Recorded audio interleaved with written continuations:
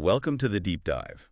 Today, we're plunging into, well, a digital world that might seem like just fun and games, Hmm. but as the sources you shared show, it can have some pretty real-world consequences. Mm. We're talking World of Warcraft guilds. Right, the social structures within these massive online games. Exactly, and how sometimes virtual interactions, cross over into actual criminal stuff. You sent over that script.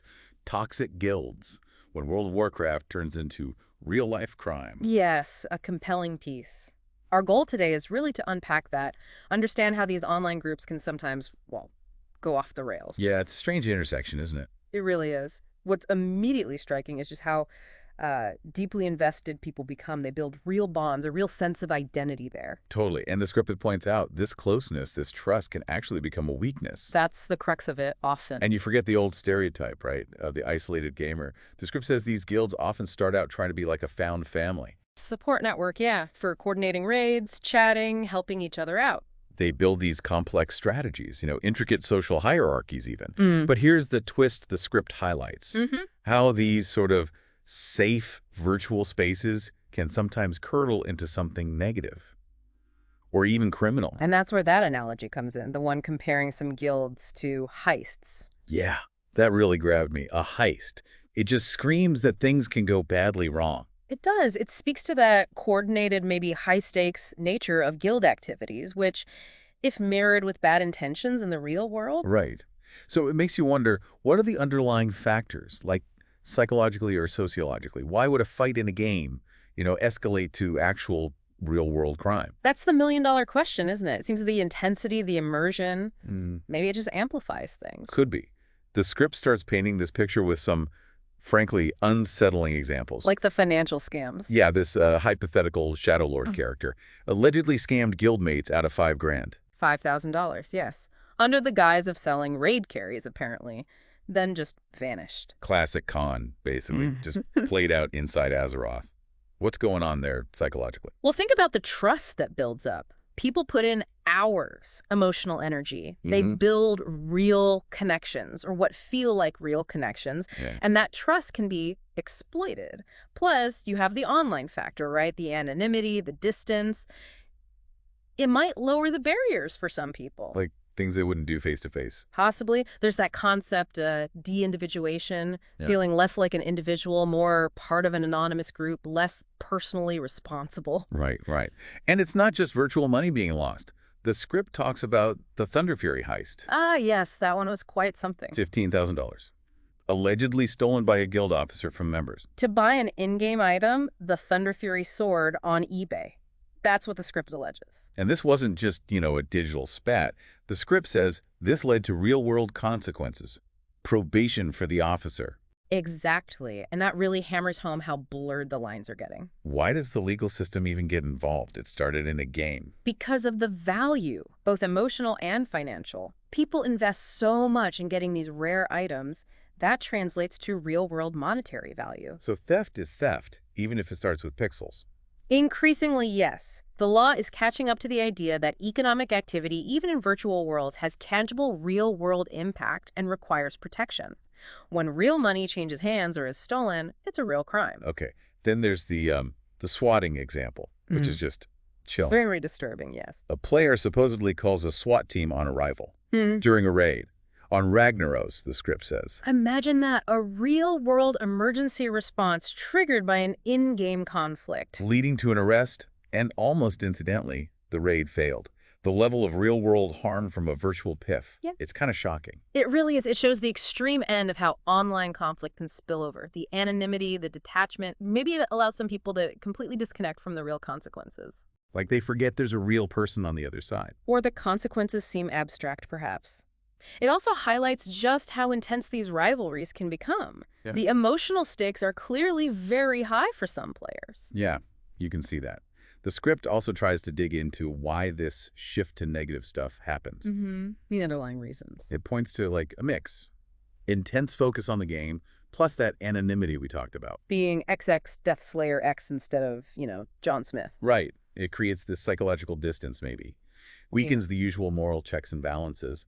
That's a very common theory, the online disinhibition effect. People feel freer to act outside social norms when anonymous or pseudo-anonymous. And the game itself being so immersive. Can definitely amplify emotions. Small disputes might blow up much faster, much more intensely than they would, say, in an office disagreement. What I found really disturbing, though, was the script comparing some guilds to, well, cults. That's a strong comparison, but the dynamics described are concerning. Yeah, the example given was a guild demanding members stream for like 18 hours straight for raids. 18 hours. Wow. And it apparently wrecked one member's life. Lost their job, relationship ended, had to rehome a pet.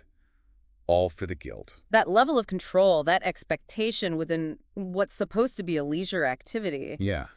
It's deeply problematic. What allows that kind of dynamic to even take root in a game? Well, think about strong group pressure, even in virtual spaces. If a group is tight-knit, demands loyalty, maybe isolates members from outside influences, it can create this unhealthy dependence. People might feel they have to comply, even if it's harming their real life, just to stay part of the group, to not lose that found family. Okay, so it's not all doom and gloom in these guilds, really. The script did offer some advice, kind of funny at parts. Yes, some cautionary tales, framed humorously. Like, don't give your social security number to Blood Queen Lana. Probably good advice generally.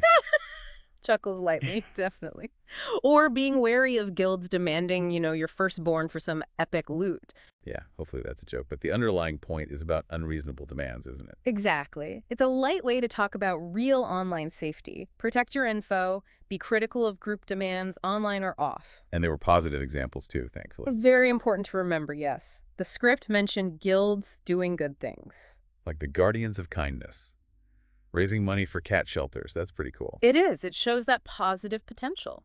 Camaraderie, collective action for good causes. And that story about the guild helping a grandmother learn to raid. Yes. Helping her become a successful player in her retirement community.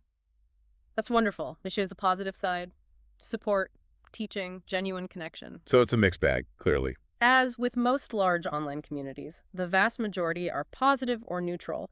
But the negative examples, the criminal ones, serve as important warnings. So looking at all these examples, the good and the bad, what are the key red flags? The warning signs that a guild might be heading into toxic, maybe even dangerous territory? What should people look out for? Okay, well, unreasonable demands are a big one. Things that interfere with your real life, your job, your sleep, your well-being. Like the 18-hour raids. Precisely. Also, excessive secrecy or leaders discouraging contact with people outside the guild, that's isolating. Yeah. The control tactics. Definitely. Any pressure to share sensitive personal info is a huge red flag. Or pressure to do things, even in-game, that feel wrong or unethical. Trust your gut, basically. Absolutely. And watch the group dynamics. Is there manipulation? Intimidation. Is one person or group always being blamed or scapegoated? Those are signs of a toxic environment. And this link between, our virtual persona and our real world's sense of responsibility, how big a role does that play? Seems like hiding behind an avatar makes people feel less accountable. It's a major factor. That sense of detachment we discussed, feeling shielded by the screen, might make some people feel less bound by real-world ethics or laws. But they aren't totally shielded, are they? No, and that's crucial. As the Thunderfury case showed, real-world laws do apply. Actions online can have very real legal consequences. The line is blurring, but it hasn't vanished. It makes you wonder, are these dynamics we see in gaming guilds unique? Or do we see similar patterns elsewhere?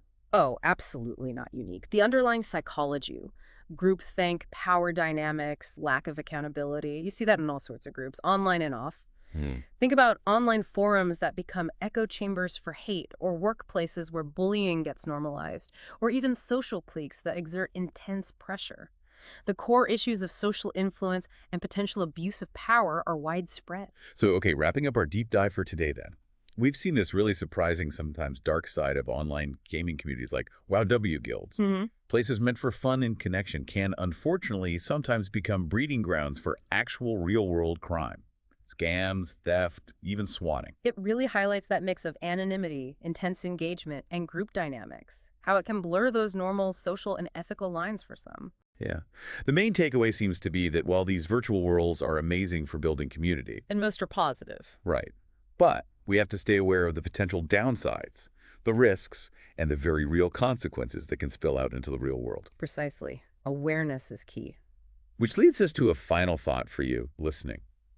Given how intense these connections can get, how much time, emotion, even money gets invested, should we be thinking more seriously about things like clearer ethical guidelines, maybe even a kind of digital citizenship for these online spaces? That's a really pertinent question. Where does the responsibility lie? Exactly. The lines between game and real life are getting thinner and thinner. So what's the responsibility of players?